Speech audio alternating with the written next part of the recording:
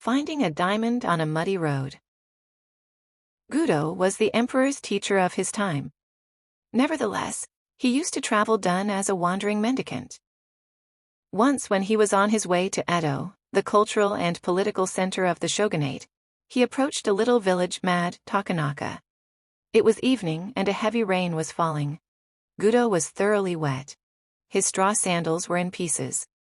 At a farmhouse near the village he noticed 4 or 5 pairs of sandals in the window and decided to buy some dry ones. The woman who offered him the sandals, seeing how wet he was, invited him to remain for the night in her home. Gudo accepted, thanking her. He entered and recited a sutra before the family shrine. He then was introduced to the woman's mother and to her children. Observing that the entire family was depressed, Gudo asked what was wrong.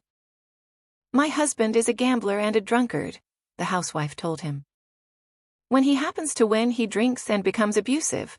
When he loses, he borrows money from others. Sometimes when becomes thoroughly drunk, he does not come home at all. What can I do?" "I will help him," said Gudo. "Here is some money. Get me a gallon of fine wine and something good to eat. Then you may retire. I will meditate before the shrine." When the man of the house returned about midnight, quite drunk, he bellowed, "Hey, wife, I am home. Have you something for me eat?"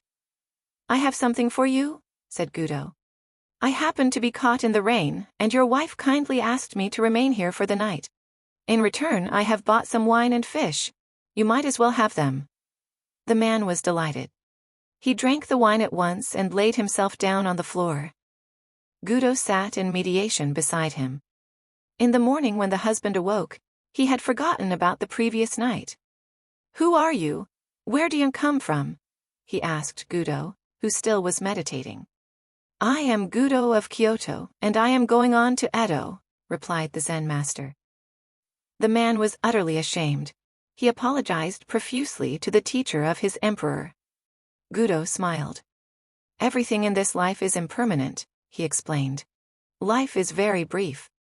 If you keep on gambling and drinking, you will have no time left to accomplish anything else, and you will cause your family to suffer too."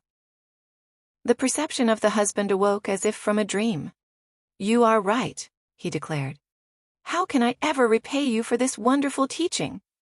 Let me see you off and carry your things a little way." "If you wish," assented Gudo. The two started out. After they had gone 3 miles, Gudo told him to return. "Just another 5 miles, he begged Gudo. They continued on. "You may return now," suggested Gudo. "After another 10 miles, the man replied. "Return now," said Gudo, when the 10 miles had been passed. "I am going to follow you all the rest of my life," declared the man. Modern Zen teachers in Japan spring from the lineage of a famous master, who was the successor of Gudo. His name was Munan, the man who never returned back.